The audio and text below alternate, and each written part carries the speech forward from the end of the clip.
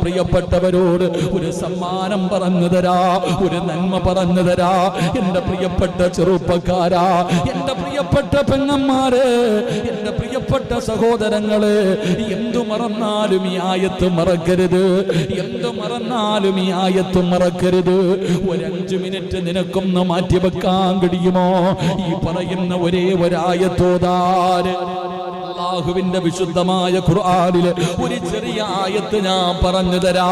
ഇതെല്ലാ ദിവസവും നിങ്ങൾക്കൊന്ന് ഓതാൻ പറ്റുമോ? ആ 1 മിനിറ്റ് നിങ്ങൾക്ക് നഷ്ടമല്ല. 5 മിനിറ്റ് വേണ്ട, ഒരേ 1 മിനിറ്റ് മതി പെങ്ങള്.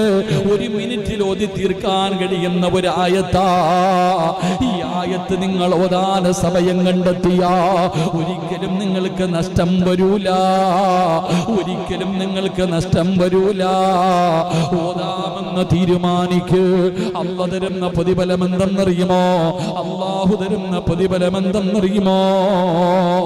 എന്റെയും നിങ്ങളുടെയും ജീവിതത്തിലെ ഏറ്റവും വലിയ മോഹം എന്താ? ഓരോരുത്തരുടെയും ജീവിതത്തിലെ ഏറ്റവും വലിയ അഭിലാഷം എന്താ? മരിക്കുന്ന സമയത്ത് അസ്റായിൽ എന്ന് പറയുന്ന മലക്ക് നമ്മുടെ റൂഹ് പിടിക്കാൻ കടന്നു വരുന്ന സമയമുണ്ടല്ലോ. അതാ കാലിന്റെ വിരൽ മുതൽ റൂഹ് പിടിച്ച് അവസാനം ഈ തൊണ്ടക്കുടിയിലേക്ക് റൂഹ് കൊണ്ടുവച്ചിട്ട് എല്ലാ മലക്കുകളും കയ്യും കാലും പിടിച്ചു വെച്ച് കൊടുക്കുമല്ലോ. ആ സമയത്ത് തൊണ്ടക്കുടിയിൽ നിന്ന് അസ്റായിൽ എന്ന് പറയുന്ന മലക്ക് എന്റെയും നിങ്ങളുടെയും ആത്മാവ് ആ റൂഹിങ്ങനെ വലിച്ചു പറിക്കുന്ന സമയമുണ്ടല്ലോ.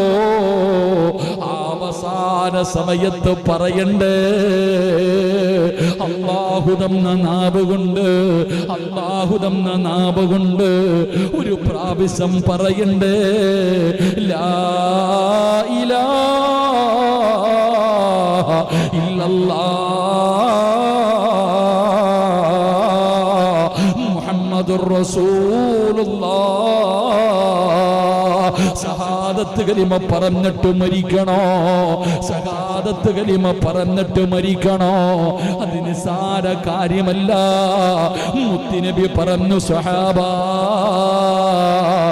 മരിക്കാൻ കിടക്കുന്ന മനുഷ്യന്റെ ചാരത്ത് പോയി നിന്നിട്ട് നിങ്ങൾ ശഹാദത്ത് കലിമ പറഞ്ഞു കൊടുക്കടേ. കാരണം എന്തെന്നറിയുമോ?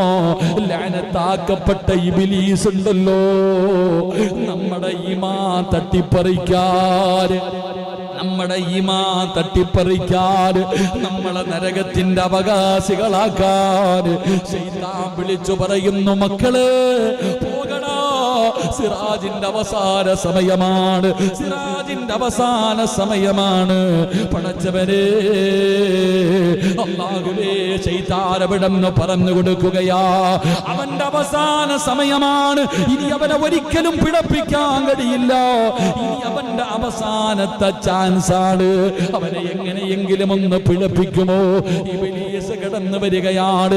എങ്ങനെയെങ്കിലും പിഴപ്പിക്കാൻ മരിച്ചുപോയ വാപ്പാടെ രൂപത്തില്, മരിച്ചുപോയ ഉമ്മയുടെ രൂപത്തില്, നീ ഏറ്റവും കൂടുതൽ ഇഷ്ടപ്പെടുന്നവരുടെ രൂപത്തില് കയ്യില് വെള്ളവും പിടിച്ചുകൊണ്ട് തലയുടെ ഇടതുഭാഗത്ത് വന്നിരുന്ന് സ്നേഹത്തോടെ പറയുന്നു, മോനെ, ലാ ഇലാഹ ഇല്ലല്ലാഹ് പറയല്ലേ.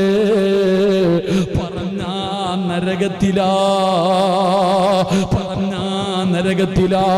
അതുകൊണ്ടാണ് പടച്ചവര് അതാ ബദരീങ്ങളുടെ ബൈത്ത് പാടുന്നവരുണ്ടല്ലോ, മജ്ലിസിനോട് പാരായണം ചെയ്യുമല്ലോ.